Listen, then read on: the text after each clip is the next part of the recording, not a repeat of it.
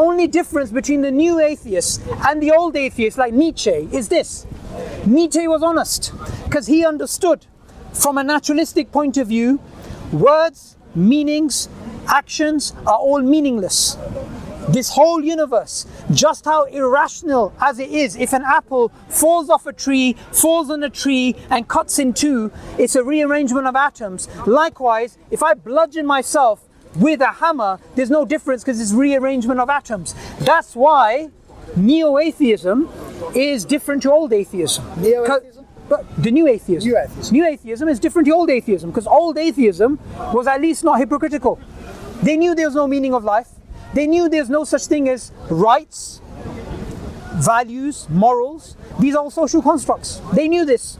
But you guys pretend like you have something when you don't. That's your assertion. No, I'm happy to make that assertion. I want to know if you can challenge it. Tell me which one. Life is meaningless and it's nothing but the rearrangement of carbon under an atheistic worldview.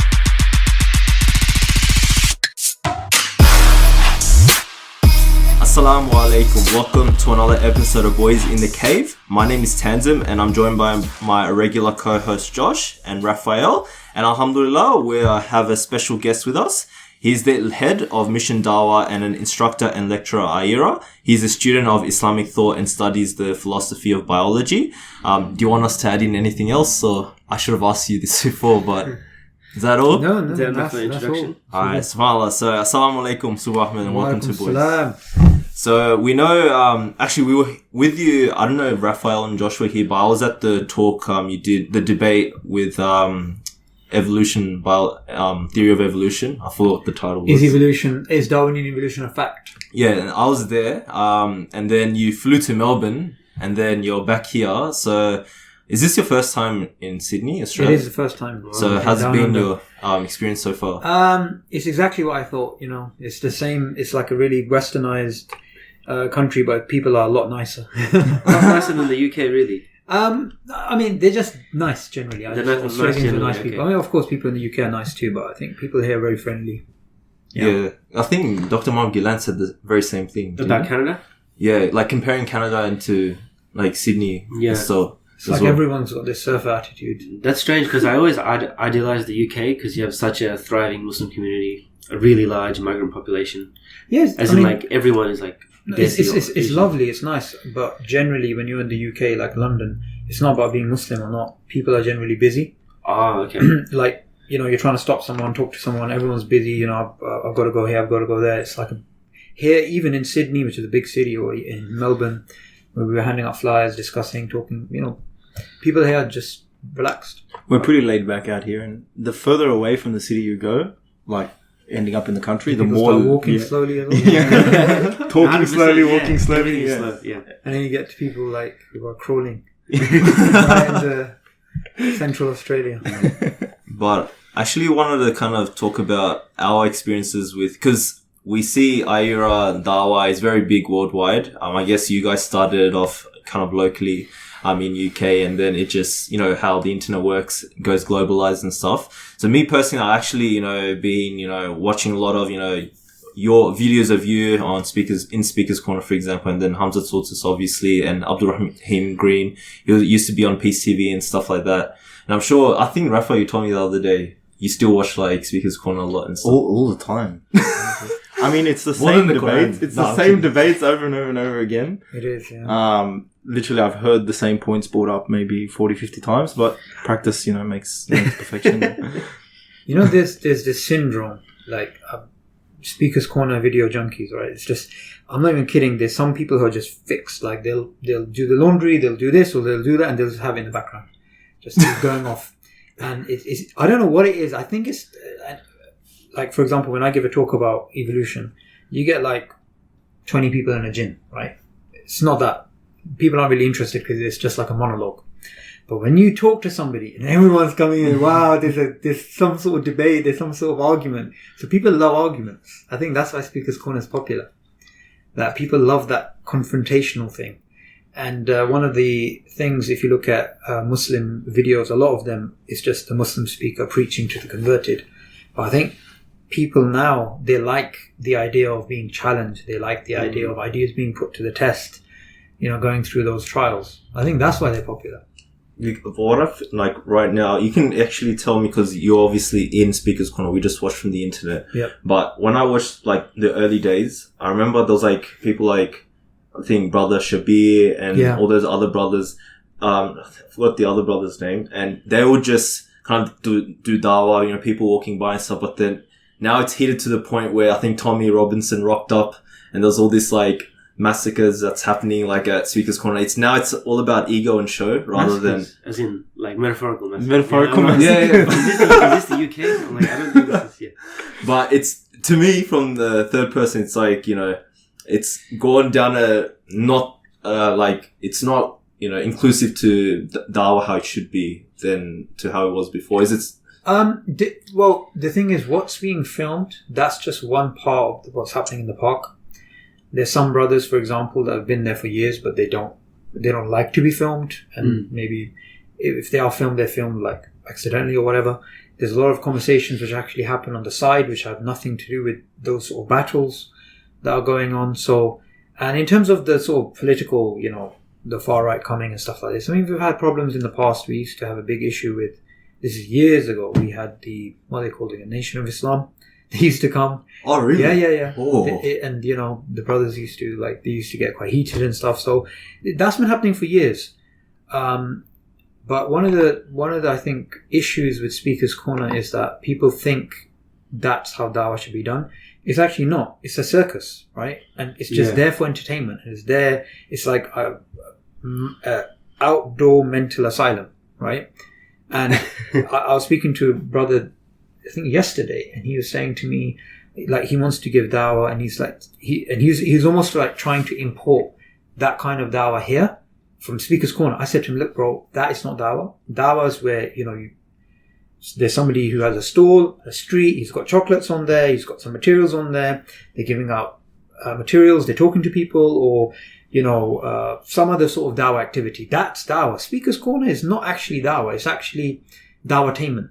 Yeah, it's just to popularize ideas, test ideas, and even if you look at the conversations which are actually happening, they're not happening with tourists or the people who come there. It's actually the regulars battling each other.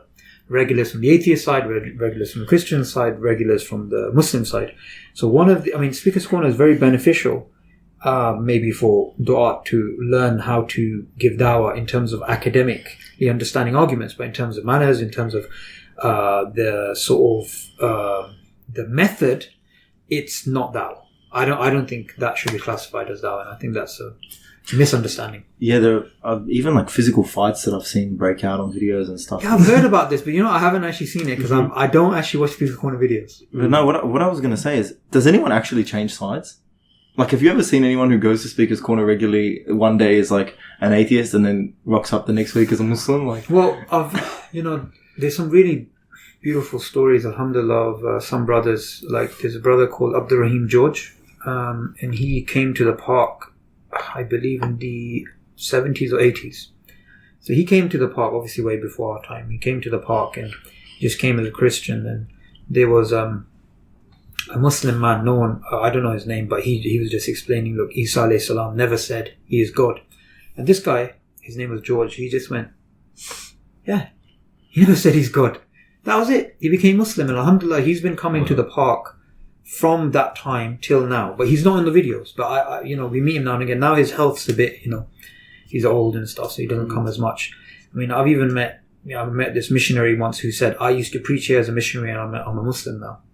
Wow. So you do get this, but this is not the stuff you see on the cameras. On the cameras, it's about those feisty, battles. That's why you don't see that side of it, but you do get people who accepted Islam. I mean, there's even a professor, I forgot which university, but professor or teacher.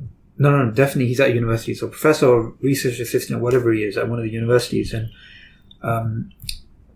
after a talk, he said to one of the brothers that I became Muslim and I saw Abdul Rahim giving a talk in the park back in the old days. And he was a non-Muslim, and from that interaction, he became Muslim. So you do get this, but this is rare.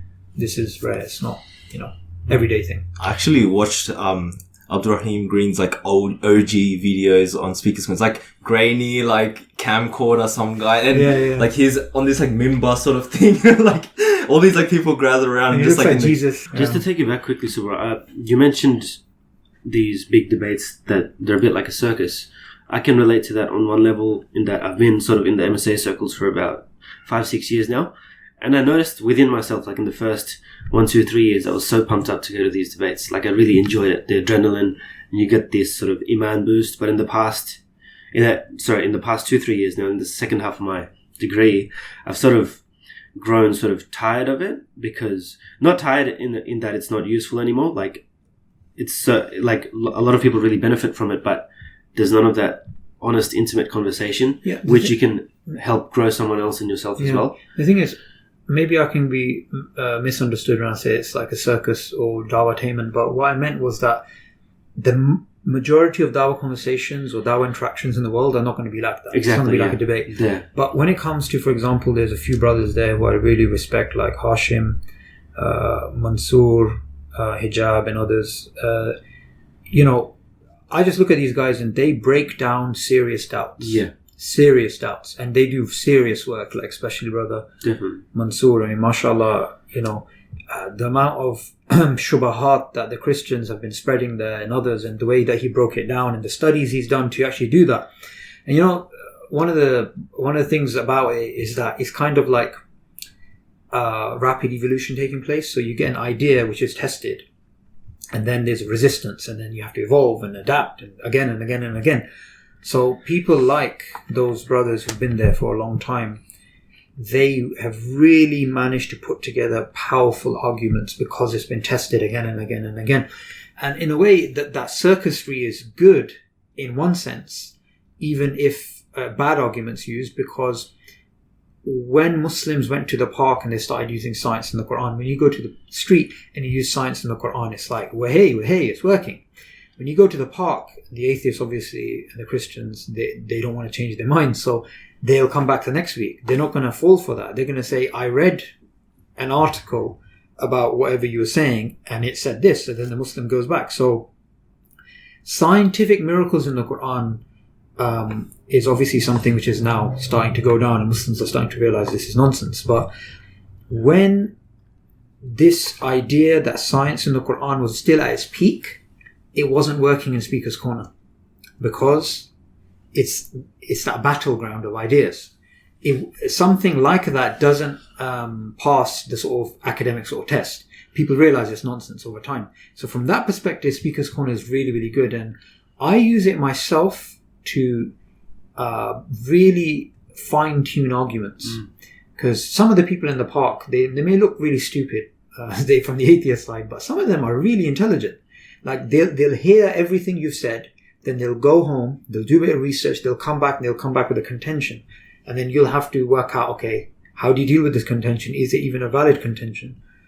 But yeah, that's a really a powerful thing about the park. But I can see why you're going to say that it's not the sort of thing which you can carry on watching and stuff. Like the Dawah-tainment part. Yeah, the Dawah-tainment part. Over time, you realize something different needs to be done. Yeah. SubhanAllah. Like, I think we were talking about this before the episode, where it's about our Dawa growing, because there was some kind of basic level kind of Dawa, which is just science. There's this XYZ in the Quran, and science says this now. Like, this is the haqq. We know we're on the haqq, but it's got to be brought out through different, and it's like evolving and adapting over time. And now we see, like, subhanAllah, I've witnessed this myself growing up, because even me personally, you watch like Zakir Naik videos, like pump them out like night and day. You should be reading the Quran, but I don't know what I'm doing. But anyways, and then you see like, okay, wait, there's, all these things that are just clearly wrong, or they're not in the tafsirs. And I felt that, okay, now, like, where are we going to go now? And now, subhanAllah, very intellectual dialogues are happening with atheists. Very, like the other day I was with you after the evolution debate that you did. You're talking about axioms and axiomatic nature, all this stuff that it was not thinkable back then. And I think, like, subhanAllah, I think that's why in the community we've grown to that level. Yeah. And even with Boys in the Cave, we started to have these, because we're still, Sydney community is still not at that level yet. Not at all, and I think that is due to the kind of phenomenon which you've highlighted, which is the fact that we just haven't had these kinds of debates to refine our arguments. And, I still speak to people and they talk about scientific miracles of the Quran. Kind of we're lagging behind in that sense, because I think one thing that Muslims really, really, really need in order to develop is, and I think this is why Speaker's Corner is very popular, and I wonder what you think about this, and it's for centuries now, Muslims have been under, and even more recently, specifically, an ideological onslaught. All faith has been under a kind of, berating and bashing, particularly by these very, very popular new atheist movements. And Muslims are very, very excited, I think is the best way to put it, to see kind of people fighting back ideologically, and not just fighting back, turning it back around onto the atheist speakers. So I think in that sense, we really haven't had this kind, like the titans of Dawa in Australia. Yeah. We haven't had really any big ones. Like you have a huge scene in England. And I suppose that's why when we started, we talked about how we really idolize the British scene a lot in Australia because of that kind of refinement that goes on there. Yeah. I mean, one of the things I was thinking about when it comes to this, I mean, you're absolutely right in your understanding of there's been an onslaught and now there's like a counter-attack. But I was just thinking about, why is this happening? Why did we actually do it? The first thing is we were forced into it. We didn't have a choice because we were just being battered intellectually. That's just there. I mean, why, for example, is someone like Hamza studying that? Or why is Brother Daniel studying the feminism thing? Because we're being battered. That's why. That's why we actually have to do it. So that's the first thing. It's reactionary.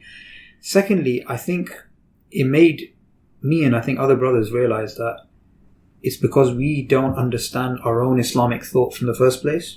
So in the beginning, for example, we were just speaking about, and I was making the same mistake, I'm going to show you why it's rational to believe in God. And now I actually realized, that was a stupid thing to do.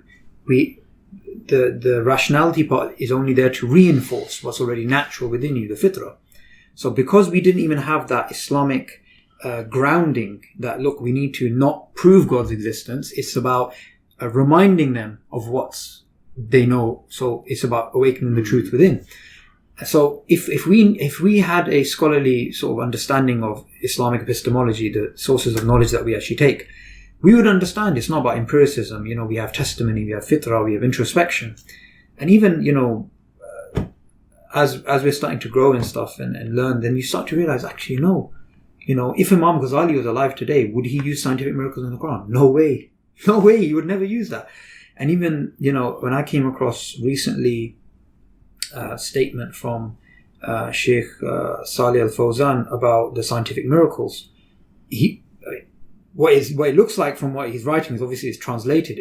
This is a major innovation, right? And he wasn't saying this now. He wasn't saying this because there was some sort of attack on Islam. Somebody took the scientific miracles, then switched them around and used them against us. He was saying this a long time ago, even other scholars. So this whole journey that we're going through, is kind of like the floods come, and now we're just building up the defenses, which is why it seems which is why it's hasty, which is why sometimes it seems like we don't know what we're doing. Mm-hmm. It's because we didn't have that in the beginning. And I think one of the reasons why it's happening now as well is that there's a rise of an ideological attack on Islam like never before. Before it was general faith, but now it's like deep. Like I remember having a conversation, actually watching a conversation with one of the atheists in Speaker's Corner, and he goes, "Oh, but in Tafsir Jalalain it says this." I was like, "What the flip? How does this atheist know about Tafsir Jalalain?" Muslims probably don't even know that tafsir exists, right? Wow. And that's the thing, bro. It's a massive. I mean, Muslims do not understand what dangerous times we live in. I mean, you could, and this is why recently somebody was saying, there's a new Muslim, she wants to visit the park, right? Some new Muslimah. And I was like, no, don't send her to the park. Because she will go there and she's walking in with, I don't know, some bread baskets or something. And everyone's got guns and knives. The shubahat that can come to you if you're unprepared is unbelievable. Unbelievable. People are shaken when they sometimes go to the park and they're unprepared. So you lose your iman. Like, it's a dangerous place. we actually had this conversation with Dr. Gillen about why atheists exist, like other I guess faith groups exist, and one of the wisdoms is actually to force us into learning our deen. Because if atheists and Christians didn't exist, then when they come to us with XYZ argument, we have to kind of look into the literature and be like, what does our literature say? What does do we this stand for? Yeah. Exactly. And if there were no if everyone was Muslim, like, we'll just be too chill, laid back, take Allah for granted. We won't actually learn, because when you learn these kind of concepts, then you grow in Iman, faith, and then you want to do your practices even more, because you see it, how it translates in the real world, that it's the haqq. Like, you see, like, through actions. It's not just something you read. Like, an atheist will search and read, and I guess it's all a kind of journey for the Muslim community. It's not, obviously it's bad being bombarded with atheist arguments and stuff, but at the same time,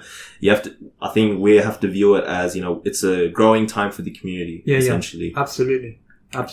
I actually wanted to ask you though, because obviously you mentioned, Hamza, Tzortzis, and everyone else in iERA, they're specializing in something to do, with the secular studies or academic fields. Yeah. And obviously you're into evolution, you did all these debates about theory of evolution. What made you want to kind of go into that field? That's a very good question. I mean, it's something, it was almost like Allah was directing me towards that.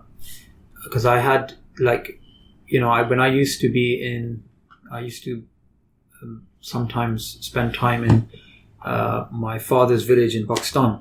I used to collect beetles, and I used to love looking at insects and stuff like this and putting them in jars. And I still remember when I was in school in Oxford, in a very posh school, and I was pretty much, everyone is pretty much atheist or agnostic there. So that was also something which was priming me for maybe perhaps doing this later on. And I remember in class, the teacher said, who believes in God? And I put up my hand. I turned around and everybody didn't put up their hand. And in fact, there was one girl in the back. She said, "You believe in God?" It was like, and I was like, "Oh my God, I thought everyone believed in God." What grade was this in? This was, I don't remember the year exactly, but that's the type of school I went to. So I want to butt in quickly. Like, literally, funny you say that. My friend, we had a debate a few days on Friday night. I don't think you were there. But it was with Uthman and Dan. Yeah. And what happened? SubhanAllah, like, literally what you just said. My friend, his name's Wasi. I dropped him off at home, so I'm driving him, and he's just because he's kind of getting into the whole argumentation and all that. And then he's just like, because he went to Sri Lanka to do placement for pharmacy. He's just like, they asked a question, who believes in God? And I was the only one that put my hand up. It was like 10 people. And then he's like, should I feel ashamed? Like, what's happening? Because I'm the only one. So it's like literally the same story as you. It's crazy. Yeah. And I remember I was doing a biology exam, and this is again high school. And this is before you do the GCSEs, which is, I don't know what you call GCSEs here, but this is prior to that. So it was like, the question was, where do human beings come from? And my biology teacher was there, and I said, God made human beings. And then the biology teacher said to me, no, human beings came from an ape-like ancestor, or whatever he said. And I turned around and looked at him and said, no, God. And I remember that. And I remember his face was just really irritated. Right? And I still remember that very, very vividly. Now, later on, when I was getting into the Dawa and stuff like this, it was one of those things that, you're talking to the atheist, you're talking to the Christian, you're talking to the Jew or the Hindu, whatever, you know what you're doing. But there seemed to be this kryptonite, what the atheists had. There seemed to be this thing that, okay, they just pull up evolution, and you'd be like, okay, how do you deal with this? Like, he's saying there's no God because of this. So, I mean, I knew, that this was an important topic. But for me, previous to this, I was like, even if all of life goes back to one cell, right? And even if Darwin was right, what's that got to do with God's existence anyway? Doesn't really make a difference. But the argument they were making was, no, it does. And then when I read The God Delusion, when I finished it, I realized, okay, so this, if you really break down the God delusion, it's that Darwinism is true. So design, what looks like design, is not design, it's an illusion. Chances are the same thing's going to happen in physics. And since this is the best argument for God, God almost certainly doesn't exist. So I realized, okay, that's the crux of it. That's the crux of their movement. That is their, if you like, their fountain of disbelief. It's their Genesis story. So then I started to think, okay, do you know what? And I made dua about this as well. And I said, okay, I just want to take this on. I just want to deal with this issue. And alhamdulillah, I just feel blessed that, not because of my own thinking, maybe because, my mum used to make dua for me and stuff like this, because I used to tell her what I'm doing and stuff. Just things started to happen. Like I started coming across information which people in the field didn't know. People in the Muslims who study this. And I remember I was trying to push some of the Muslims who I knew who were studying. They had a background like in evolutionary theory, and I was trying to push them to actually become the guys defend us in these arguments. And I realized, okay, these guys are like, they're not like speakers, they're not like orators, they're not like those guys who go out there and battle and stuff. So I thought, okay, look, I'm going to try and do it myself. And over time I started doing it, and then I just got so many questions and the people messaging me. And then I started to realize, actually, this is a big problem. This is a massive problem. And then as I was doing it, it was almost like, you can become quite bored when you start studying a topic because it starts to get repetitive and stuff. But as I was studying it, I just kept finding information which was for me like a paradigm shift. Like my conception of Darwin totally changed, right? Especially his idea of God and his upbringing and the way that he viewed God and predestination and the suffering problem and stuff like this. For me, if he was alive, he would have completely disagreed with the new militant atheist type movement. He took the question of God very seriously. Even up till the point near the end of his life, he's trying to correspond with people, trying to learn about certain things. He's confused about Qadr. He's confused about the problem of evil. But at the same time, he doesn't like atheism. And he writes about this. He actually says, in my wildest fluctuations, I was never an atheist. And as even just today on the plane, I was, before the plane, I was just reading through some of his early childhood, because he wrote his own biography and stuff. And you just start to realize, okay, the perception that they've put out of this theory and the way it's supposed to undermine God, not even Darwin would have agreed. And when you start learning this type of information, you just get this like boost to want to share it, because it really takes the wind out of the sail for their arguments. Because it's crazy if the very godfather of evolution never agreed with how evolution is being used. Yes, to justify absolutely. atheism. I think that's sort of the crux of your argument. That is it, yeah. But we'll get to it.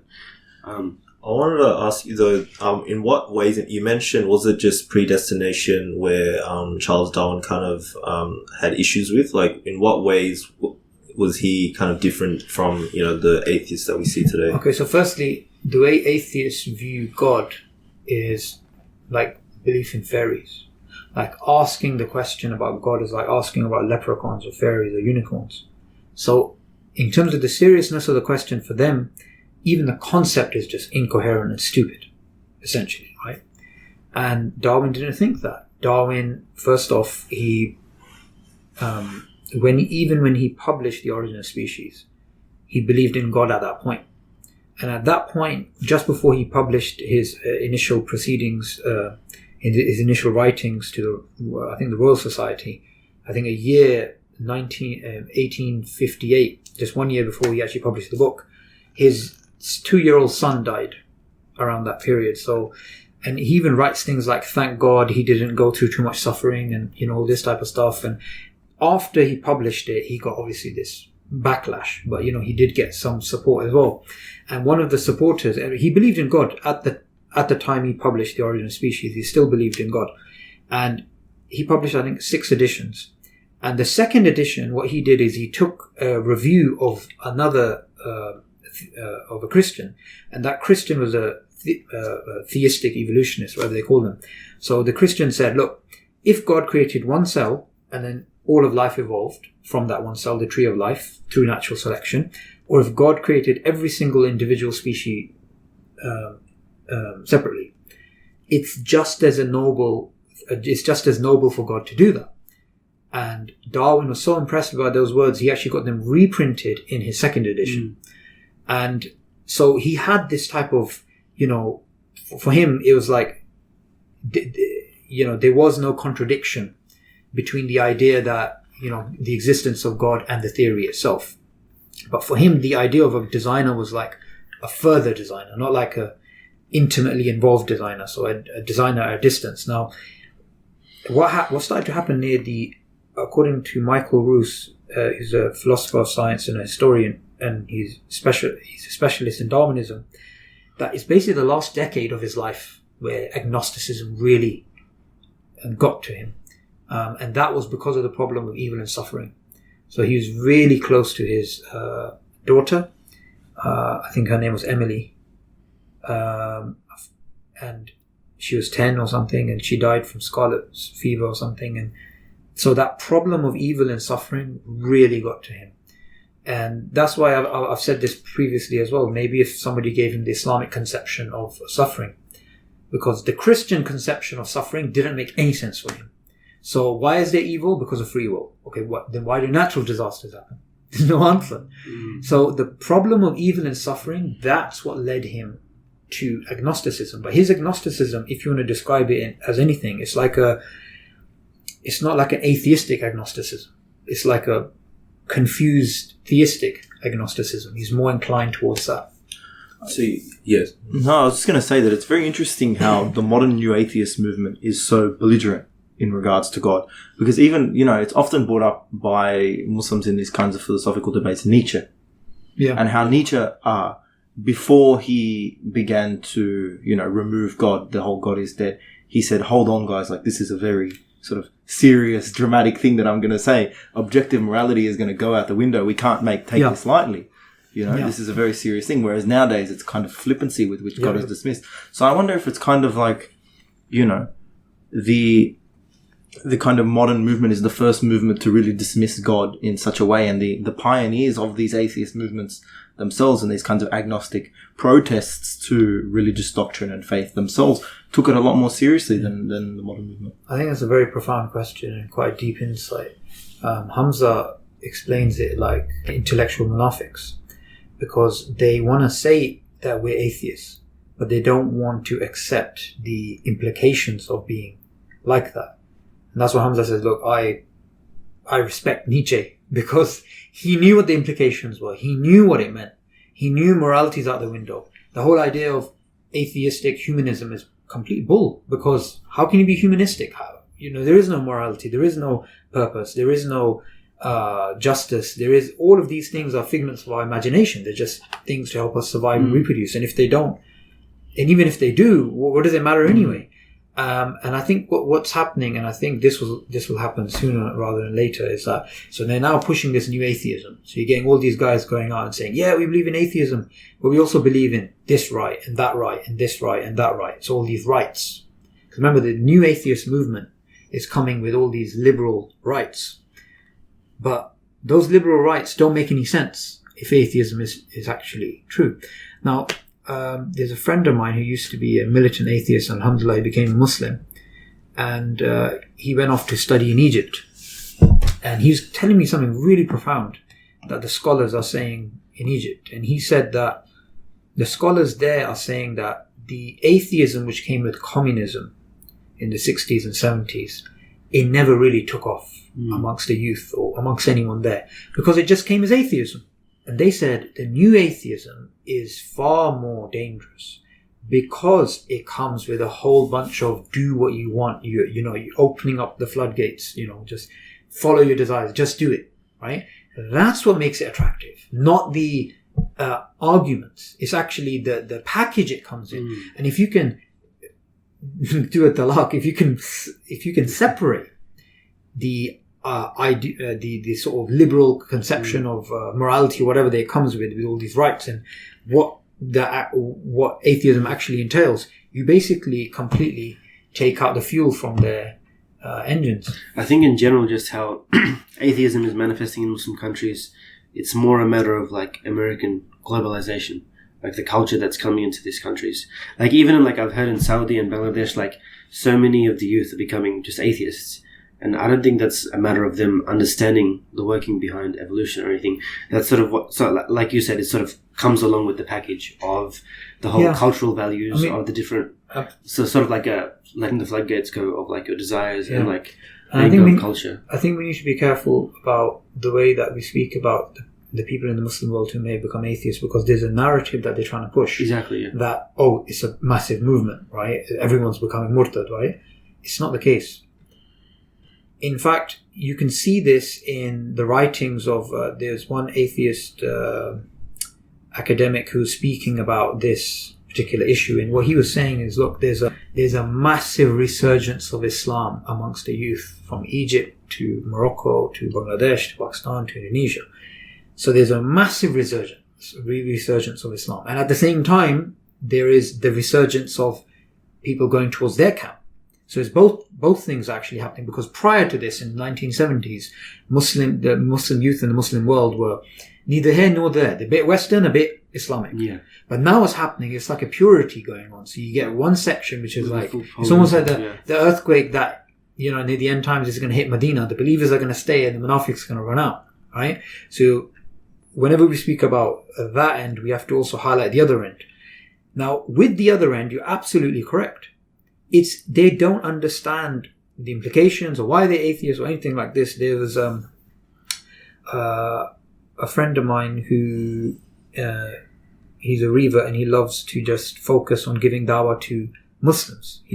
For him, Muslims, he gives dawah to non-Muslims, but he likes using the fact that, he even told me once, if it wasn't for my white face, I wouldn't be involved in dawah. He says, look, I need to use why I have them. They have inferiority complexes. So if I'm white, then it's going to help. No, it's so true. No, he actually said this. How often do we joke about this? It's like anti-Semitism. Let's hear a colonist talking about something, and they're like, "Oh, well, it must be." So he was telling me about a sister from Saudi that he's been giving dawah to, right?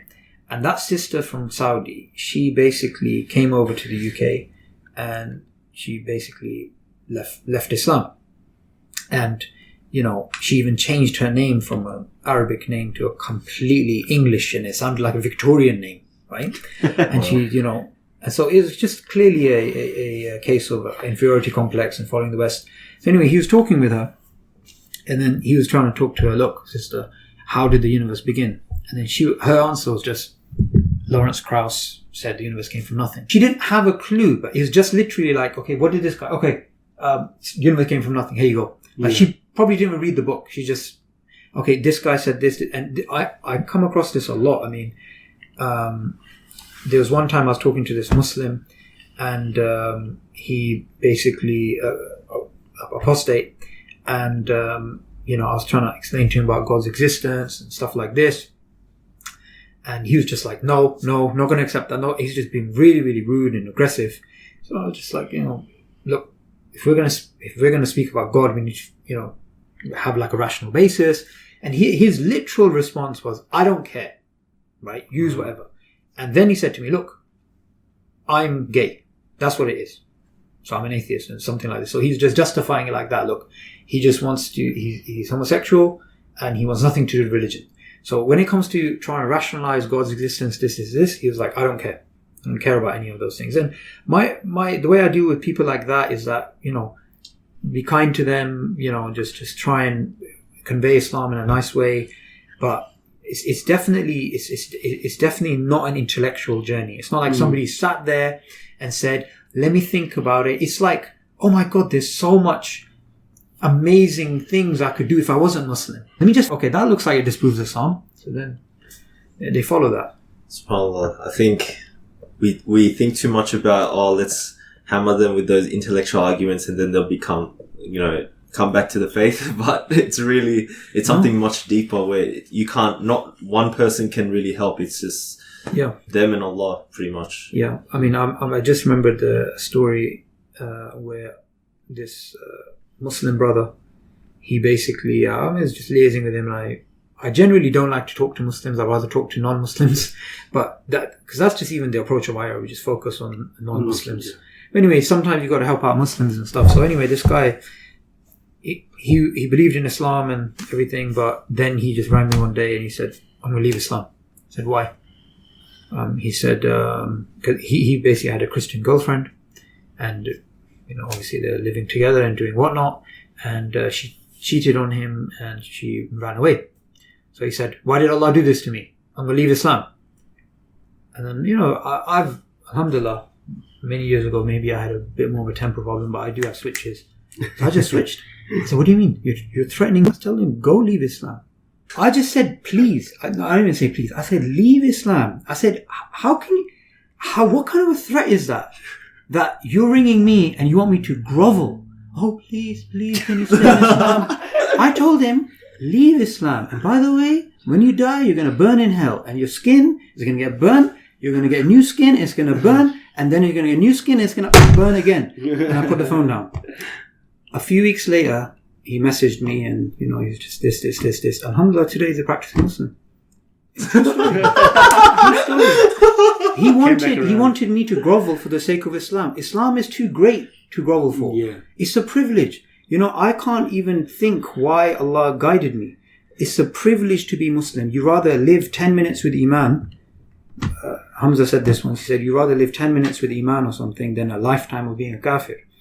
So we got to have that attitude. And when people are like, like a sister asked me yesterday, what about those people who, Muslim sisters who are like, "I believe in Islam, but I don't agree with this in the Quran, or I don't agree with this." Like they've got these feminist vibes, right? I told them, fine. You don't agree, you don't agree. I mean, we sometimes have this attitude that we somehow need to plead people into Islam. We don't. That wasn't the attitude of the Prophet ﷺ. That wasn't the attitude of the Sahaba. Take it or leave it. This is what Islam is. And I think that's the attitude that we need to actually start to have. SubhanAllah. I wanted to kind of shift gears a bit because I want to kind of pick your brains more intellectually. It was getting pretty deep and emotional. I liked it. But we got to vary it up from time to time at Boys in the Cave. But even, cause I was with you and you've talked about this a lot, but I want to kind of grapple with the issue of roots of knowledge. Yeah.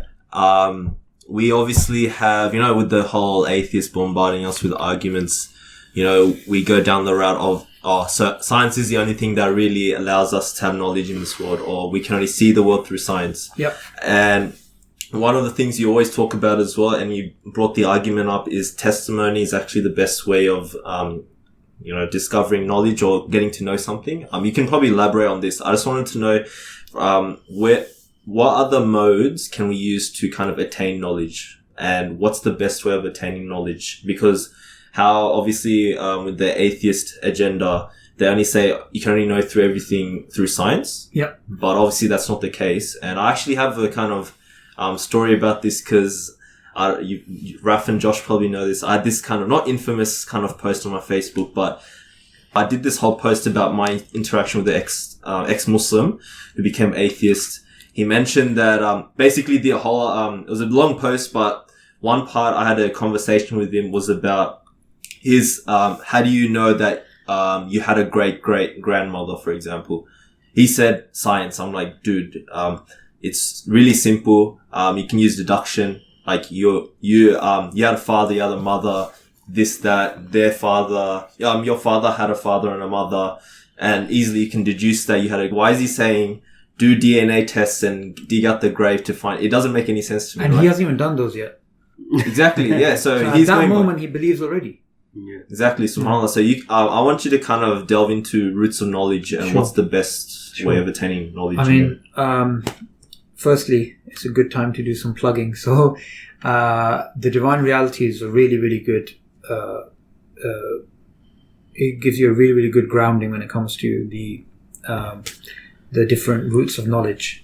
And as a book, I think it's very much underrated and underused, because a lot of times when you look at books which are there to refute atheist arguments, it's just about they just responding to them. So they're saying these are an argument, and here's the response. But so some of the things covered in the book, and these are not based on Hamza's own sort of thinking and stuff. This is the classical understanding, right? So the Muslim world, obviously, we had a understanding about the way that we view the world, how we take in knowledge and epistemology and whatnot. Now, in the Western world, they had this tabula rasa idea, right, which developed in the medieval sort of philosophy, and that was the idea that you were born with a blank slate. Now, when we were colonized, we were like, okay, we have blank slates. We just took on the sort of thing of the West, but that thinking is fundamentally incoherent, and you don't have to be Muslim to realize that, because as a human being, and Aristotle said this, he said, if you want to verify every single thing, so how do you know this? Because of this. How do you know this? How do you, because of this? You'll get an infinite regress of how do you know. So you cannot have any knowledge. So as far back as Aristotle, he realized this is complete nonsense. Complete nonsense. So the Islamic understanding is that, firstly, of course, Allah tells us that we have reason. We have aql. We have this. Apart from that, we have empirical senses. We can see, we can look, we can touch. Apart from that, in Islam, we have self-evident truths, things that are just self-evident. So what drives human beings is emotions. What drives human beings is morality, essentially. It's right and wrong, right? There's nothing that will get it. You go up to a human being, right, and you tell them 2 + 2 is 4, or the square root of 16 is 4, or whatever.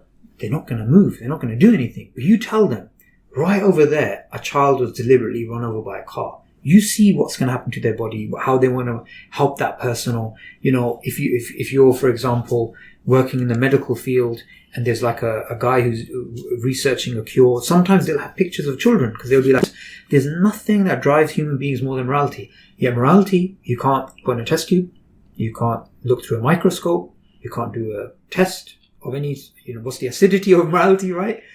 And there's no philosophical argument for objective morality. You can't prove it. But it's the thing that drives human beings. The morality is self-evident. It's clear that there is right and wrong. Now, what exactly in terms of is the punishment for this or that? Okay, people may disagree, but the idea of right and wrong cannot be proven scientifically, cannot be proven philosophically. So like there's some guy after the James Fodor debate who came up to me and he's like, look, I only believe in logic. I only believe in numbers. That's it. I only believe in that, right? And everything has to be broken down. I said, how do you know logic works? He goes, because, I've seen it work. Okay. What do you mean you've seen it work? So anyway, I just kept challenging him. I was there, but I was watching it unfold. And finally, it got to the point, look, everybody is using logic, so it's working. So that's testimony. He said, yeah, I start with testimony, but then I don't need it anymore. That's it. I said that. So you were saying all you believe in is logic, but fundamentally you have to go back to testimony. So everything is still based on that. So obviously in Islam we have valid testimony. Apart from that, there is the fitrah. Now, the fitrah is something that we underuse in the Dawa. I mean, if you really deeply think about it, there is nothing more powerful to wake up the fitrah than a calamity, than someone finding out they have cancer, someone just even thinking about their own morality, right? Some of the most spiritual moments you're going to have is when you're sick, or when you find out that someone in your family that you love is dying. So in Islam, that's something that is also a source of knowledge. That is proof, because fitrah is axiomatic, but it is something which we know Allah exists because deep down, that is the state of human beings. So in Islam, we have a holistic understanding of epistemology. It's not just we believe in what can be empirically verified, because even the statement, we believe in only things that are scientifically verified, because this is what the logical positivists earlier on in the 20th century used to say. That statement can't be empirically verified. Everything has to be scientifically tested. So a lot of these crude ideas that I believe in science, and it's about science and rationality, and it breaks down when you start to think about it. I mean, the vast majority, and I can easily say safely, 99% of human beliefs which are rational, whether you're Muslim, Christian, Jew, Lady Gaga, whatever, 99% of the beliefs that you hold in your mind are because of testimony. Nothing to do with your senses. So for example, if I was to ask you any piece of information, do you believe in Madagascar? Do you believe Napoleon existed? What do you think happened last week in, Japan? There was an earthquake, whatever, right? No, say there's an earthquake in the, hurricane type thing, whatever. It's all testimonial. these ideas of everything has to be verifiable, everything has to be scientific, right? These ideas are primer for atheism, which is why The Magic of Reality, Richard Dawkins' book, which he wrote for children, I picked up that book and I was trying to think, what's he trying to do? What's the whole point of this? He's pushing the step before atheism, which is to take away all of epistemology and just get people to believe you can only believe in that which you can see. Because that will eventually lead to atheism. It's a very, very deeply thought out strategy. In regards to the word testimony, is it just basically what people have said in the past? Like, what would you define to be testimony? So there's a whole science of testimony, not a science, but there's a whole philosophy, if you guess, of testimony, because you can't just say, okay, this guy said this, so therefore I'm going to be. So if I was to tell you, like, I forgot your name, bro. Rafael comes in here all disheveled with his hair all over the place, and it looks like he's been electrocuted, right? And he walks in here, he's like, there's a crazy pink elephant going wild in the car park, right? There's a testimony. But if we're sitting here, he comes in and he says this thing, then we see it on TV. We don't see that elephant, but we see people being interviewed. He gets a text message from his mom saying, be careful, because in, what's this area called, Bankstown, whatever, or there's a crazy pink elephant. And imagine this is like hundreds and hundreds and hundreds of people, right? Okay, that's valid, right? So there's a whole science of testimony about what's valid testimony, what's not.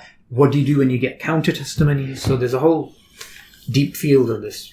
Because a lot of people, touching on another point you said about the fitra, a lot of it's so funny because atheists love to kind of come up to a religious bloke and be like, I don't need religion to be a moral person. Yeah. And I actually agree with them, like, to some extent, because you have the fit, like, I want to explain the fitra because there's an innate disposition to do good anyway. Yep. Like, and I can't kind of like, you can be like, yes, you know, Islam says this about the fitra and explain it, but I'm just kind of siebes because it's like, it seems too technical. But do you go down that route, like addressing I it that don't. way? Other dua to do. I could be wrong, but the way I say it is that if you're not worshipping God, you're not a good person.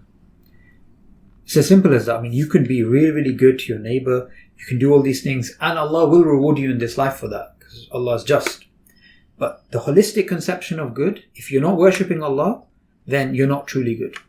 And we have to sometimes be frank, because we live in a world of, you know, this sort of neoliberal, humanistic sort of understanding. Oh, you know, do good people, I mean, even Muslims say, do good people go to hell? You know, does this happen? Okay, why would a Muslim even think, you don't worship Allah, how can someone be good? Right?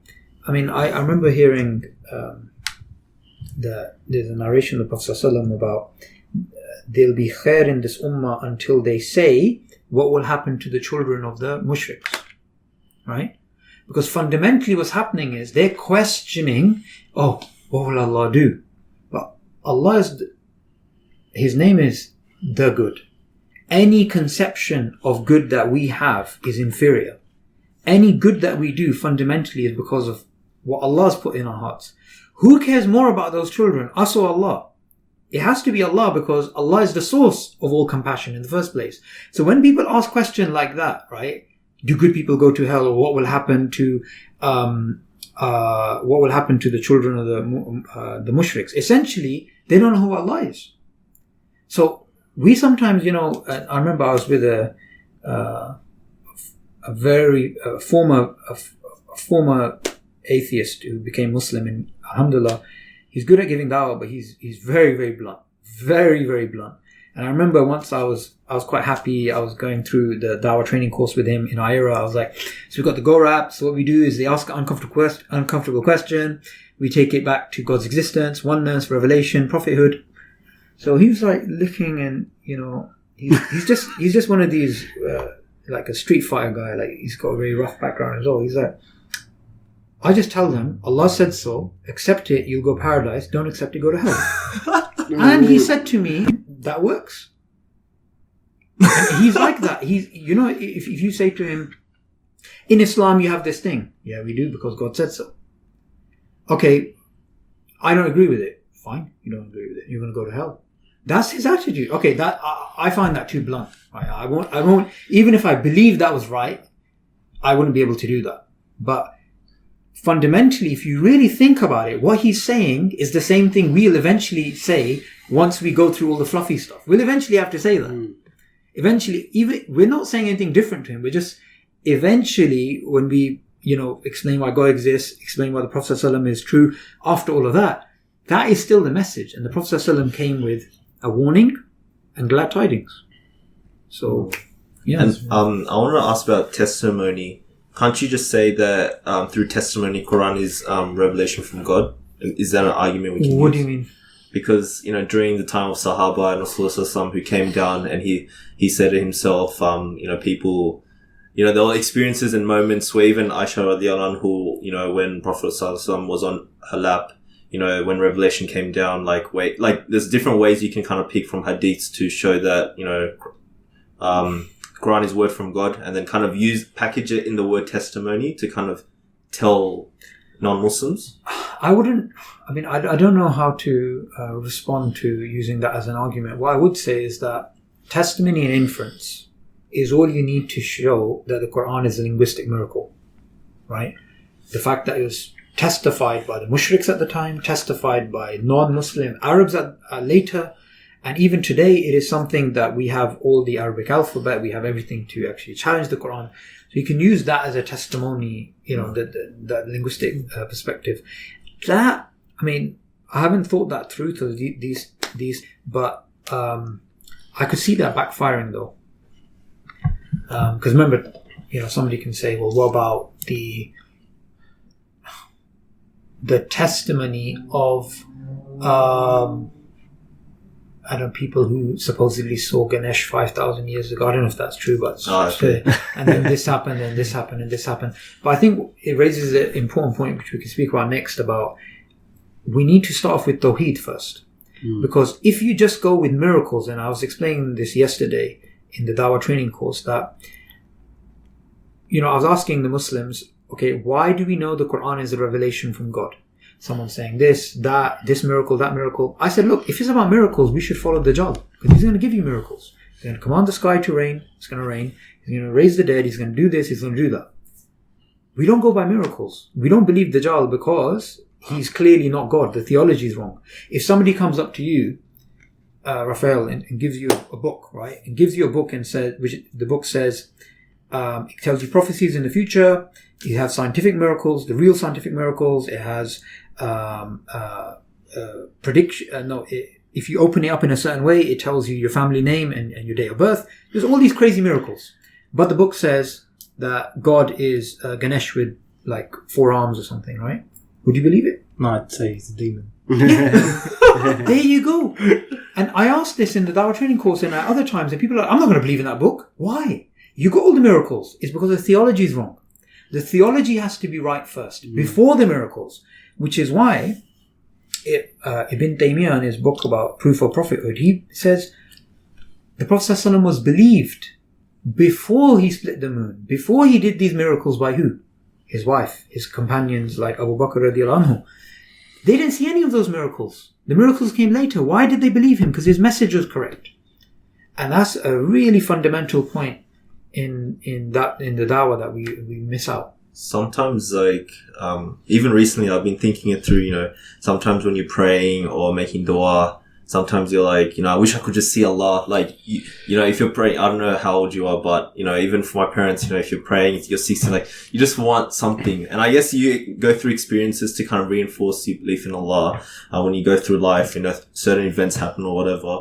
Inclination, you want to see Allah, but then you're like, wait a minute, is that all you need to kind of have your belief in God? That doesn't make any sense. Allah, Allah's given you everything. He just hasn't shown you. And even if he showed you, then would you worship him than how you're doing now? There's that element to it as well. Abu Bakr radiallahu anhu said, I think he said it to Rasulullah, he said that even if the veil between me and Allah were removed, it would not increase my faith in Allah.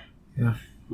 Yeah, so it's we think through that materialistic either, but realistically, that's because of the way we're brought up. Yeah. And this is in fact sadly what some Muslims do today, and this is exactly what Bani Israel did. And what's very powerful about this is this: Bani Israel said we want to see Allah, but they said this after the sea parted. after they let out of Israel, of Egypt, after they went through all of those miracles, Allah gave them all those miracles, they still said, we want to see Allah. Allah's already given all that proof. And again, if you look at chapter 5 of the Quran, the table spread, that the helpers of Isa alayhi salam, they said, we believe in you, but just to, feel stronger faith, send down for us a table spread so we may eat and we may see this as a miracle. Allah says, I'll send it down. If you disbelieve after this, you're going to face a punishment no one's faced before. Very, very explicit, clear. Allah saying, look, you're going to face a very bad punishment. I don't remember the exact words, but Allah says you're going to face a very bad punishment if you disbelieve after this. Because the thing is, Allah will give signs, they're sincere, which are the equivalent of the moon splitting for them. It may not make sense to anybody else. And after you see those signs, disbelief or doubt is no longer a acceptable excuse, because Allah will give you that. And in the hereafter, here's the thing. Everything will be clear. The angel, Allah, everything. But what's there? No longer time for repentance. No longer time. Test is over. Who would disobey Allah if they could see Allah? The disobedience is because you can't see Allah. That's the whole point of life, that this is the test. If we could see Allah, see heaven, see hell, who wouldn't? What kind of a test would that be? It wouldn't even be a test. Which is why, Allah says in the Quran, if he wanted, he could send a sign that the necks of the disbelievers would be like hanging. They'll be like. Then when those sort of things come, like when Allah finally sends, after the prophets are giving their clear signs and no one believes, then when Allah sends what's absolutely clear, absolutely like the angels come with destruction and whatnot, time for repentance is over. And this is not something which we just came up with now. This is the classical understanding of why we can't see Allah and all the rest. And again, it goes back to the fact that we're retrospectively fighting off like atheism intellectually, and then we're trying to go back to what the Islamic epistemology would have said. But if we had been grounded in that in the first place, we wouldn't have had these issues. And even as, I guess, believers, we forget that even me, like personally, it's like subhanAllah, like when something bad happens in your life, you're like, why did Allah do it? But then that thought shouldn't even be there, because Allah is giving you all this like blessings as it is. If discussion with someone, it's like, why did Allah create the way the world is? But my kind of answer to that would be, that's why we have to kind of worship Him more. Because Allah could just throw us into hellfire for no reason and make us burn. Why did He have to give us this kind of free will to do what we want, essentially? So I think as believers, we kind of forget that we have to kind of hang on to Allah, regardless of, good and bad. Yeah. And that's why we don't get to see Allah, because it kind of tests us in a different way as well. And also it's got to do with a fundamental thing. Sometimes people, like yesterday, somebody was asking me, atheists are saying something about vector spaces or something at the beginning of the Big Bang that contradicts Qadr, and how do you respond? I said, why would you respond to such a stupid argument? I said, show them why it makes sense God exists. Show them why the Quran is the word of Allah. Allah says Qadr exists. Allah says free will exists. Therefore, it does. Doesn't matter whether it makes sense to you or not. And the problem is that what we try and do is we're trying to, how does that rationally make sense? How does this rationally make sense? The fact of the matter is, Allah tells us Himself in the Quran, you will be questioned. I will not be questioned. So there's certain things where people are like I remember there was this friend of mine once. He wasn't really practicing. He's up to a lot of haram and bad stuff. And he once arrogantly said, I have a lot of things to ask Allah. And I was just like, you flipping scumbag. Like, what position are you in to even, it's like you're almost on an equal footing. Allah did this, or why, Allah, did you do that? Who the hell are you? Fundamentally, the message of the Quran is, you are the slave, I am your Lord. You hold on to me, I will make your life easy. A sheikh once, we went and, actually no, I wasn't there. He told me, but basically the sheikh said, look, what other choice do you have? Okay, so you have this thing, I faced this evil calamity in my life, why did Allah do this to me? Okay, you got two choices. You can say, fine, I'm going to leave Islam, leave Allah, whatever. That same issue is only amplified now. If you hold on to Allah, you have hope and you're going to get through that, you're going to get closer to Allah and you're going to become purified or whatever. But is that really even an option to leave? It's not. And it's not an option because it's your trial or tribulation or whatever you're going through is only just going to get worse. Which is why if you look at the atheist writings, not the new militant like atheism, but the ancient, not ancient, 100 years ago, the philosophers who were writing, they used to write about suffering. And the problem with suffering, like that guy Schopenhauer, they're just suffering. That's it. But in Islam, the suffering has a meaning. And we know that no person is just suffering all the time. They have blessings as well, right? And suffering, there's your sins are removed. You're getting closer to Allah. You have there's a whole. I remember a sheikh once saying that when you go through that suffering, sometimes that connection with Allah is sweeter than the suffering that you're actually going through, and you miss that when you come out of the trial. Yeah. But what do they have on the other side? Nothing. It's just the suffering, and that's it. We're gonna die. That's it. Just to shift gears a little bit, like going back to our initial discussions about evolution, I just wanted you to sort of dive straight into the crux of the issue that you have with evolution.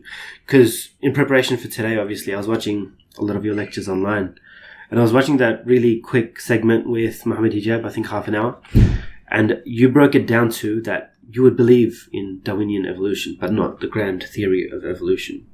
Is that what you said? No, something slightly different to that. So, firstly, there's a difference between evolution and Darwinian evolution. Yeah, evolution definitely was known before Darwin. It simply meant biological change over time. So adaptation, resistance, all the rest. So they try and make up with these silly arguments like, oh, if we didn't have Darwinian evolution, we wouldn't have vaccinations. Well, the Ottomans were doing vaccinations way before Darwin, like 1600s, I believe, right? So this whole argument's poor. However, Darwinian evolution is the idea that all of life came from a single ancestor, Luca, last universal common ancestor, and this is driven through evolution by natural selection. That's basically the mechanism. Now, the new atheist movement sort of promote this idea. Look, 97 or 96 or whatever figure they come up with, or biologists, they believe in Darwinian evolution. You're an idiot if you don't. Firstly, they don't even call it Darwinian evolution, they call it evolution. And there's another reason for that. But when they say these people believe in it, what do they mean? Do they mean they believe it to be literally true? Or do they mean they believe it's a valid scientific model, but it's still based on a probabilistic framework? There's still assumptions involved, and there's still disputes, even though there's disputes maybe. So evolution, as a general point, is something which is trivial, to be honest, in terms of Islamic theology. It's not challenging anything. In fact, it's just part of the design. Because some of the mechanisms for that evolution are like designed. What we would call divine sort of, not sort of intervention, but like Allah set the mechanism sort of to happen. I think something Jonathan Brown said, he gave an explanation of it, and he said, according to the classical Ash'ari school of Aqidah, Allah is in control of every single action and creates every single action in every single moment. Henceforth, there is not a single action or a single moment that is outside of God's direct, not just interference, but his how would you say, sovereignty. And that every single moment. So in light of that, evolution could never really pose any kind of question if you understand fundamentally that God is in control of every single moment. Yeah, I mean, the way I would take the conversation back, for me, fundamentally, I think there's a misunderstanding about what the core issue is with Darwinism. The core issue is not common ancestry with chimpanzees. I don't even see that as a big problem. I don't believe it, but if someone happened to believe it, and I have met people like atheists, Muslims, but atheists who believe in human chimpancestry. I don't challenge that. Yeah. I don't challenge it unless I'm in Speaker's Corner and I'm trying to make a point. And I know this is just some atheist who's always just debating me, right? I wouldn't challenge that. I'll just go back to God. Because fundamentally it's about God. It doesn't matter for you right now whether you believe in human chimpancestry and you believe all of life came from one cell, or you believe that all of life is separate. Do you believe in God or not? And once you fix that, once with the permission of Allah, say the person believes in God, then universal common ancestry or separate creation for God is the same thing, because God could have done both. And that's the problem that we sometimes do as Muslims, that we try to tackle the bull by not tackling the horns, we maybe just pulled the tail or something. But right? a lot of people with the story of Adam alayhi salam, sort of in Jannah before, in paradise before he was sent down to earth, that sort of conflicts with their understanding of like, how could he have been like the previous sort of apes, chimpanzees? How could that have led to Adam alayhi salam? Do you get what I mean? And how do you not rationalize, but comprehend that? So repeat that again, because I think I was making a different point. Oh, you were making a different point. The different point I was making was, I was going to make one point and then another one after that. The initial point I was making is, initially it doesn't matter. Initially it doesn't matter. When you're talking to a non-Muslim, they could believe in human chimpanzee history being literally true. You cannot disprove that right now, even if you can. There's no point doing that. At the moment, you need to get them to believe in God, because their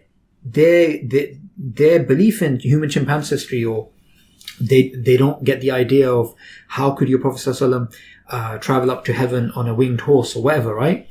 All of this is there because they don't believe in God. But once they believe in God, what is really the Prophet ﷺ going up to heaven on a winged horse for Allah? It's the same as Allah making a seed grow, or Allah moving a leaf. It's simply a rearrangement of matter for Allah.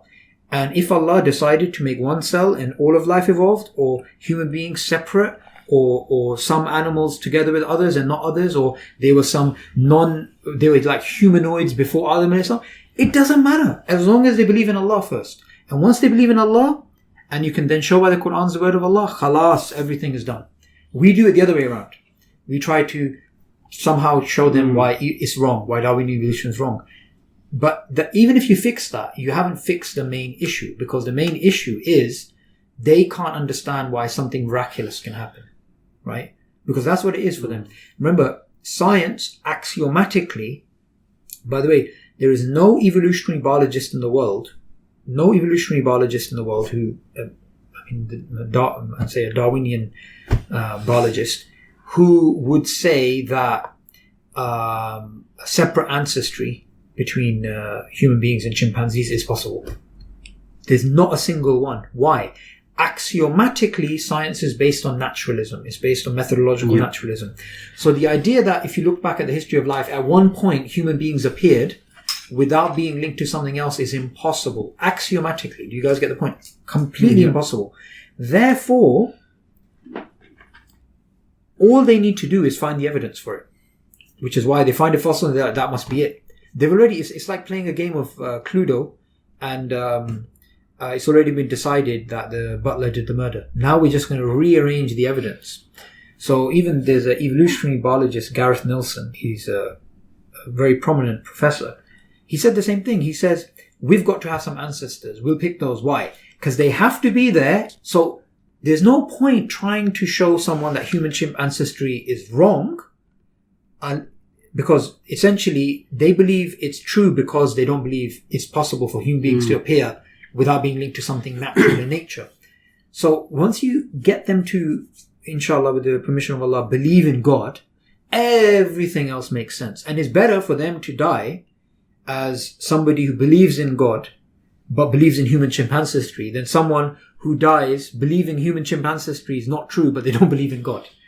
The fundamental thing is God. But I think for a lot of people, that serves as the roadblock for them to believe in God.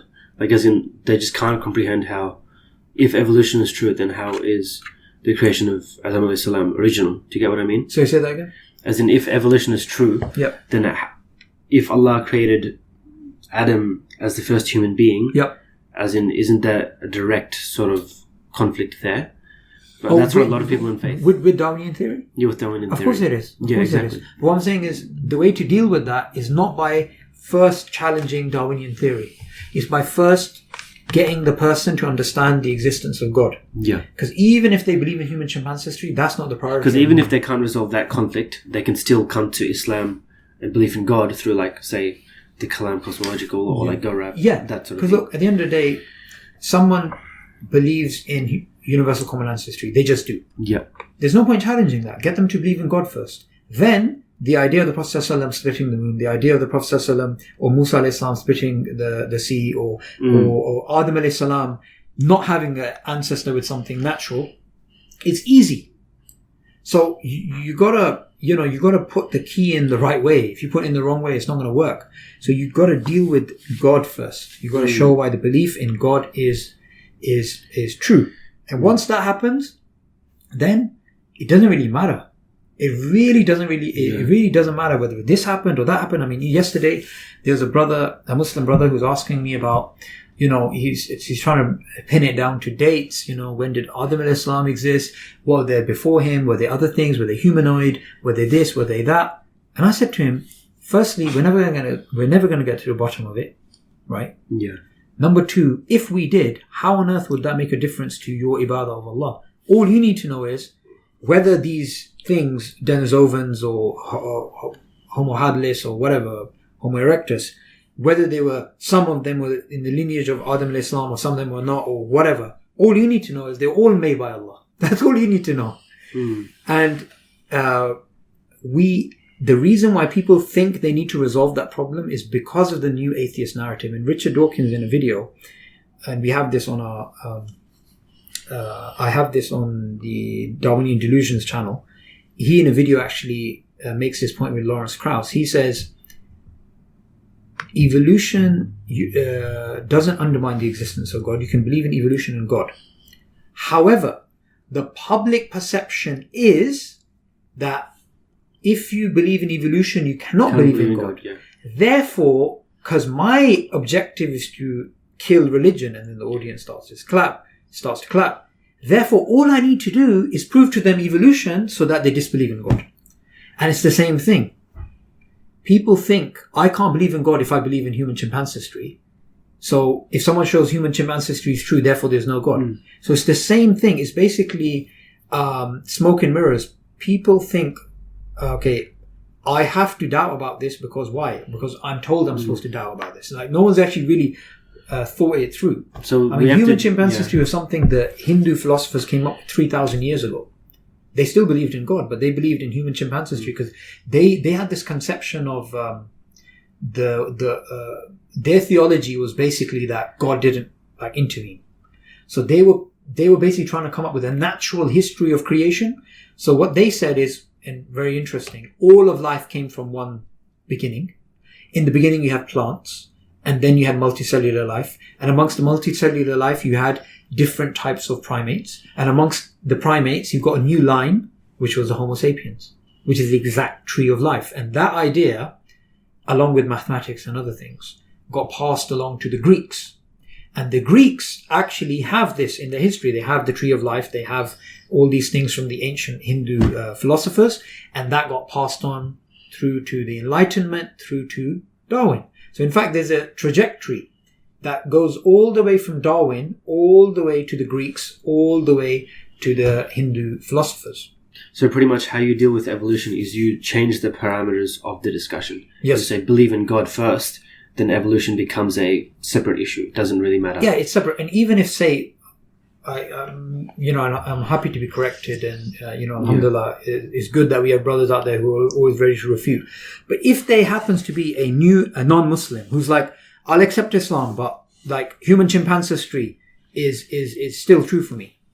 It's better for that person to accept Islam. Yeah. And then afterwards, when they're more spiritually mature and they see the Quran as a higher testimonial weight than, say, something which is speculative, then they can change their mind later. But I think for some reason we have this mindset, you cannot be, I need to first prove to you that this is not true before you can take the Shahada. But I think sometimes people need to grow spiritually. Yeah. So pretty much then we don't actually, you're saying we don't need to face evolution front on. We don't actually need to confront it. We just take the weight of Allah's word, higher testimonial, and we believe in that. Yes, although the way I would reword it is, we are going to tackle it directly by that route. So people think that maybe we're avoiding it and going this way. We're not. Actually, we're dealing with the core issue, because the core issue when it comes to human chimpanzee history is the assumption that human beings can't have appeared in the history of life miraculously. That's the core assumption. And that assumption exists because they don't believe in God. So you deal with it directly. Okay. Because, you're right that we're fed the narrative from the media to think this way, that it's a conflict. But in reality, it shouldn't really be, and you should direct the conversation to somewhere else, which is God. Because from an atheist materialistic paradigm, they will look for natural reasons to find why we came to where we are, and they'll only see it through naturalism. And I guess we have the complete picture. We know the true reality. It's about kind of accepting both worlds in some degree. Absolutely. And, this is the thing when it comes to philosophical naturalism and methodological naturalism. So methodological naturalism is something that they assume as a method, we're going to assume there's only cause and effect. There's no soul, there's no mind, there's no morals, objective. It's just there's no God. It's all natural. As a Muslim, you can work within the field of science and assume methodological naturalism. Philosophical naturalism is obviously kufr. There is nothing but naturalism. Right? Now, because those people happen to be philosophical naturalists, the atheists, methodological naturalism for them and philosophical naturalism for them is the same thing. So therefore, a conclusion which is based on methodological naturalism for them is just as true as anything. That's the problem. We don't deal with the core issue. The core issue is really to do with naturalism and the supernatural philosophical level. We have to take away that underpinning that they have of philosophical naturalism. I wouldn't say take it away. We have to show them that that's what it's based on. So some people think, okay, how do I disprove human chimp ancestry or universal common ancestry? You don't. You simply show them every single fossil that they put forward as, Lucy or whatever. All of these things and the whole tree of life is based on methodological naturalism, natural selection being the mechanism, homology, which you can challenge through homoplasy and whatnot, and also single origin. You just show them what it's based on. You don't need to challenge it. You just show them, you think it's true, but it's actually based on this. And there are actually lots of scientists in the field who are poking holes in that, like you said. There's lots of papers that show. Not lots. It's always the fringe. Not lots, yeah. It's always the fringe. And the reason why I raise the fringe, and I do say they're fringe, is simply to show that it's not absolute. My favorite part of dealing with this particular issue is to show it's not just a scientific theory, it's also a worldview, it's also a religion. Now, automatically the reaction of people when they hear that is, oh, come on, you believe in that religion and therefore you're trying to make the other side religious. But the funny thing is, the people who noticed it was a religion and the people who actively said it was a religion were Darwinists themselves. So, for example, the earliest person to realize it was a religion was Julian Huxley. Julian Huxley was the grandson of T.H. Huxley, known as Darwin's bulldog. So Julian Huxley was an atheist philosopher and also an evolutionary biologist, and he was a very important biologist in the beginning of the 20th century, and he was involved in the movement of modernizing the theory. So he's a very important guy. Now, he wrote a book called Religion Without Revelation, in which he said, early man, we were superstitious, we had this. Now we need a new religion to deal with our issues. And that religion he called evolutionary humanism. And he said this religion has to be propagated to the entire world. And he wasn't just some guy working in his mum's basement. He was the first president of the UNESCO, United Nations Educational, Scientific and Cultural Organization, which has a direct influence on the schooling systems of the world. And that idea of evolutionary humanism now, and this is a guy working in the 1920s, 30s and 50s, now we're the guinea pigs, if you like. We've been through that system where we've been indoctrinated in evolutionary humanism. After Julian Huxley, another academic who's very prominent about this was Michael Roos. So his book, Darwinism as Religion, which was published by Oxford University, so a mainstream book. And in it, and he's again an atheist, he again believes in Darwinism, and he describes himself as a Darwinist, but he says Darwin's theory is a valid scientific theory, but from the very beginning, it wasn't just a theory. It was a religion, or it was a religion, and it was an alternative to conventional religions like Islam and Christianity and whatnot. So clearly we have people who are Darwinists themselves who are saying this is religion. On the other side, the evolutionary biologists who aren't Darwinists, who don't believe in Darwinism, like Masatashi Nai. Masatashi Nai, he's come up with an alternative to Darwinism. He still believes in human chimp ancestry and the tree of life, but alternative mechanism. His alternative is there to challenge Darwinism, and he says Darwin is a god in biology. You can't challenge him. And this theory has become dogmatic. Lynn Margulis, another atheist evolutionary biologist, she also believed in an alternative. She said history is going to remember neo-Darwinism as a Anglo-Saxon religious sect, right? So both sides, both atheist camps, pro and anti-Darwinism, admit what it actually is. So when we're actually, we're dealing with this at an academic level, we need to be frank about that. We need to say, okay, stop pretending this is science versus religion. This is religion versus religion. And let's be frank about that. And science is just a mosque.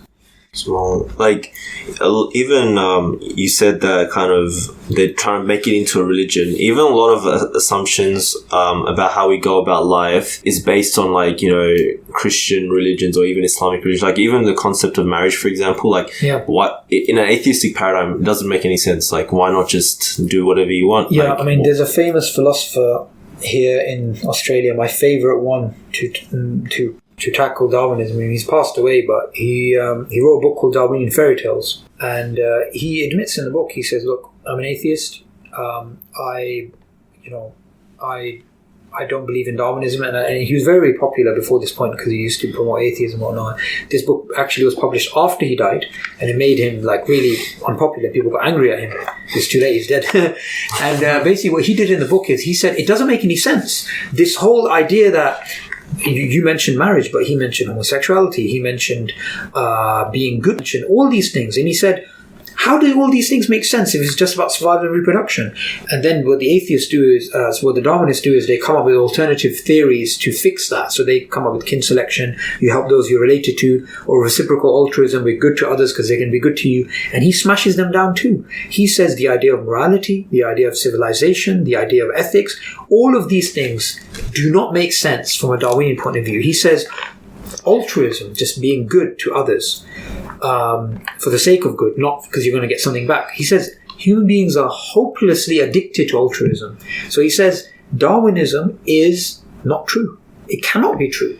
Because why do we have these things like, for example, you mentioned marriage. Why do we have being faithful? If we truly were designed from a natural selection point of view, human beings should not be confining themselves to, maybe you could perhaps have women as your own in marriage, but the men should be going wild. Yeah, I was actually absolutely going wild.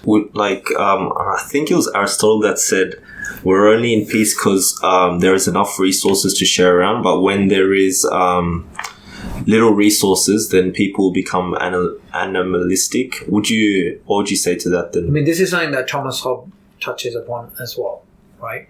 Now, if we really break that down, that makes sense from a Darwinian point of view, right?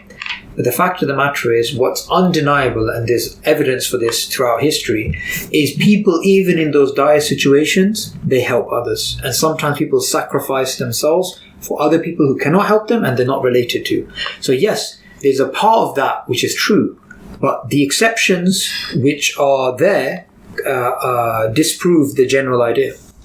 I think this brings us back to another important thing which I heard you say with your interview with Mohammed Hijab. You're saying evolution pretty much provides a materialist basis for capitalist society.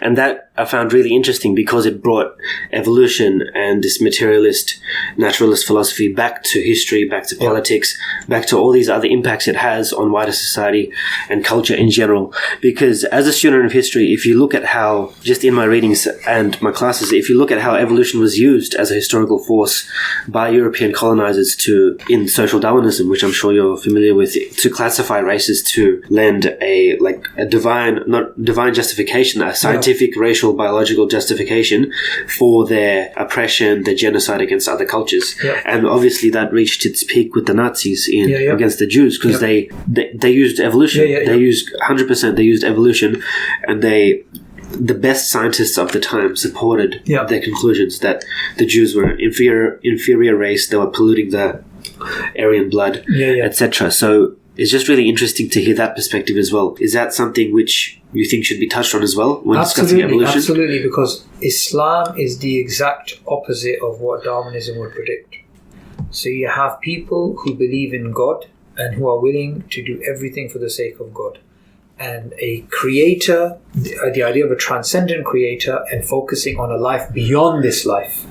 That is not only something that challenges capitalism, but the genesis story of atheism, Darwinism. Yeah. And in fact, even Richard Dawkins in his book, The God Delusion, he admits that religion is a problem to be explained.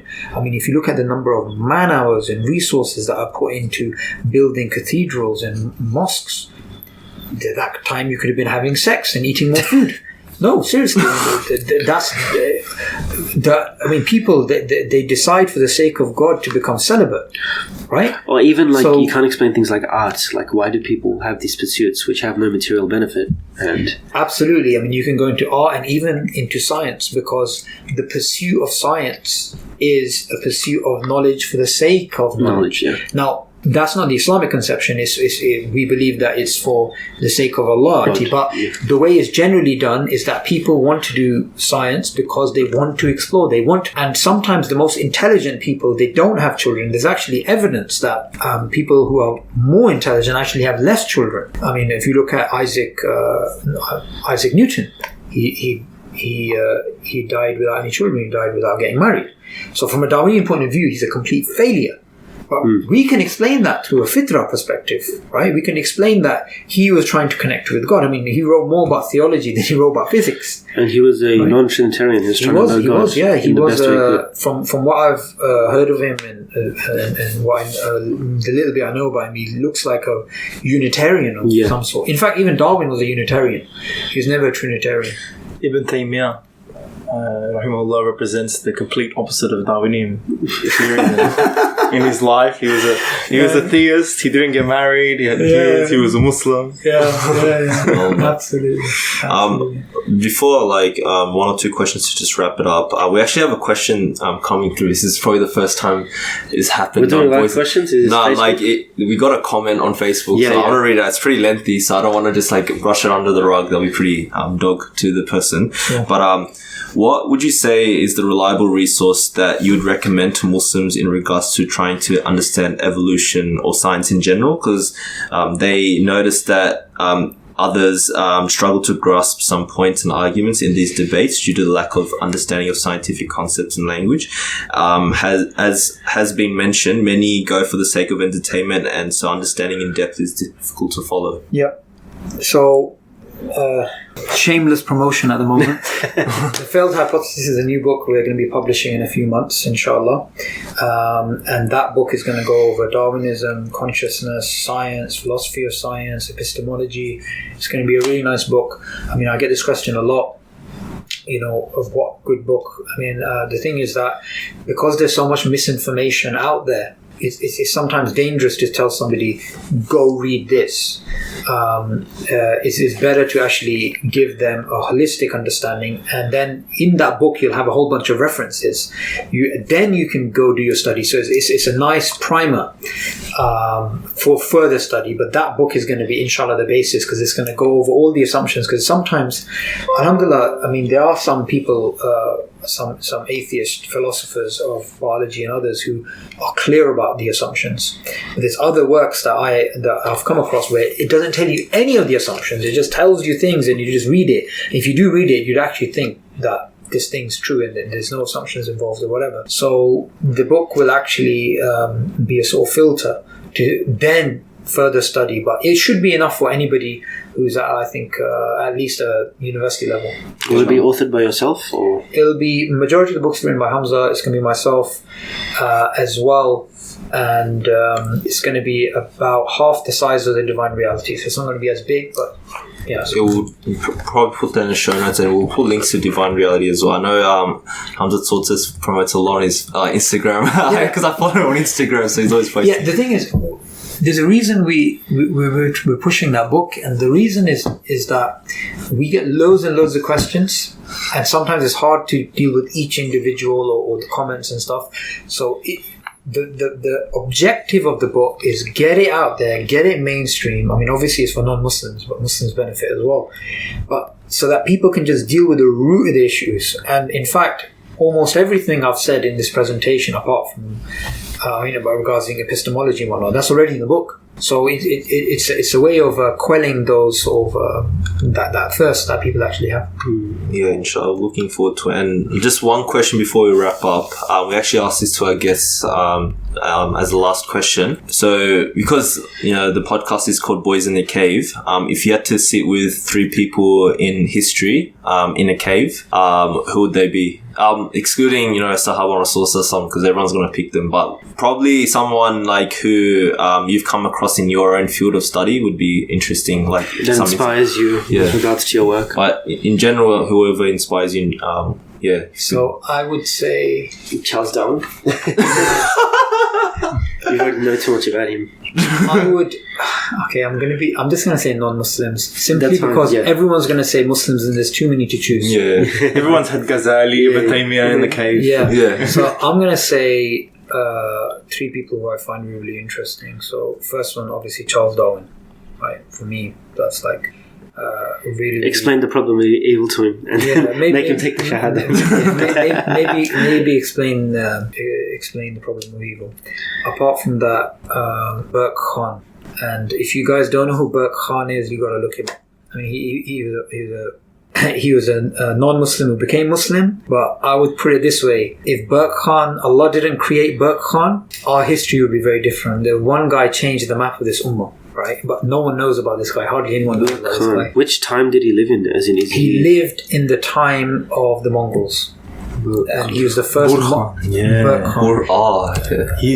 Khan, yeah. He's the first Mongol leader to become Muslim, and he saved this ummah by the permission of Allah, and most people don't know that. So Charles Darwin, Burke Khan. Okay, who's the third person? Let me think about this. It's actually a really good question. Hamza Tzortzis. There you go. Too much time to talk to already. I would say Sheikh Ahmed Deedat. Well, of course, Muslim, but just because the thing which I love about Sheikh Ahmed Deedat, and I hope I'm not saying anything wrong, and I don't mind being refuted, but everyone loves him, right? The Sufis love him, Salafis love him, Ahl Hadith love him, Deobandis love him, right? And he was non-sectarian, and he gave this ummah that strength that you can stand up to these guys, you can stand up to, if you like, that the other.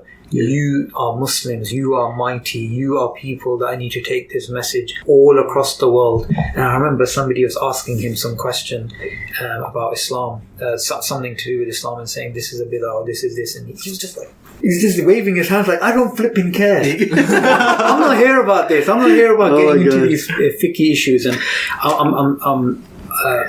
I honestly believe that non-sectarian energy of his, we need to have that again, because Allah says if you are not if you divide amongst yourselves, you lose your spirit. And I think in the Dawa, it's just you start to see it happen. You start to see the egos, you start to see, Imam Ghazali says this very interesting thing about those people who, I've got this Aqidah, I've got this, I've got that, he says they're not really saying come to the right creed. They're saying, look how intelligent I am that I've come to this creed, right? And even if you look at Ibn Taymiyyah and the way that he had to at one point fight against the Tatars, and then they had to unite. Without unity, what are you going to have? You're just going to have complete chaos. So Sheikh Ahmed Deedat, he was such a pioneer, I think, of the Dawa scene. I think it was before our time, so we can't really appreciate, like us early 20s. But some of the old heads in our community, they're in their mid 40s. We've got kids. They always talk about Sheikh Ahmed Deedat. He came to Australia in the 90s, I think. Yeah, he came to. And he booked out one of the biggest university lecture halls at our university, New South Wales. Nice. Yeah, over 1,000 people. Everyone went. Apparently, he had a small booklet called the Combat Kit. Yeah, I remember.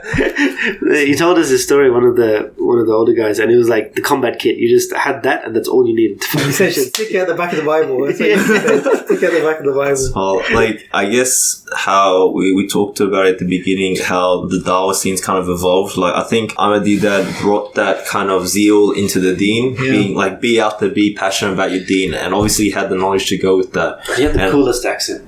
Yeah. It was from South Africa, I think, yeah. And then you had, I think Zakir Naik took that on board, and kept it going, that zeal and that passion, and really did it on a YouTube platform, more accessible For to the everyone. subcontinent, I think. And I think that also revolutionized people in some way. But then I think that next stage we're heading towards, what we've probably talked about this whole episode, is kind of tackling atheism, because that is the next pretty much thing that's happening, and and that's actually one of the reasons why we did started Boys in the Cave, because we know these ideas out there. We grew through the schooling system. We want to kind of flesh out these topics, because I know a lot of Muslims, they're just agnostic because they just follow whatever and they don't really question. There's a lot of desires at play as well. But alhamdulillah, like your team, you personally, Hamza, Tzortzis, iERA, and definitely taking that to the next level, inshallah. Like may Allah bless your efforts for the future. Jazakallah khair for this podcast, and it was a nice conversation. Yeah, it was. Hopefully you enjoyed being in the cave. Yeah, it does feel like a cave. There's like light coming in from that window, and it's dark here. SubhanAllah. But inshallah, I hope we can have more conversations with you. Come down to Sydney. I hope you're enjoying Sydney overall. I am. I'm definitely enjoying the accents. I mean, I sometimes just hear you guys talk, and I'm like, that sounds so nice. Sounds so nice. You guys sound so intellectual though. One of my students yesterday was telling me he came from Pakistan, and he was like, yeah, when I learned English in Pakistan, everyone said hello, like hello, like no, like hello, like that. And then he's like, he got to Australia, and I was like, hello, and he's like, what? SubhanAllah. That's so true. They speak the Queen's English. But yeah, alhamdulillah, like it's been, inshallah, people benefit from this talk. But yeah, jazakallah khair, Subboor Ahmad, for coming on Boys in the Cave. Inshallah, we'll wrap it up there. But thank you for our listeners. Thank you for giving us your attention. If you have any questions or comments, feel free to email us at info@boysinthecave.com or find us on Facebook. And you can follow our journey through Instagram. Please leave a 5-star rating on iTunes, as that greatly helps us. You can even support us on Patreon. There's $1 tire options, $5, $25. If you want to do $1, go for it. You can hop on patreon.com/boysincave. And so from our special guests, Subboor Ahmad, Josh, Rafael, and myself, we wish you all the best. This is Tanzim signing you off. Assalamu alaikum. Alhamdulillah. May Allah keep all you guys sincere.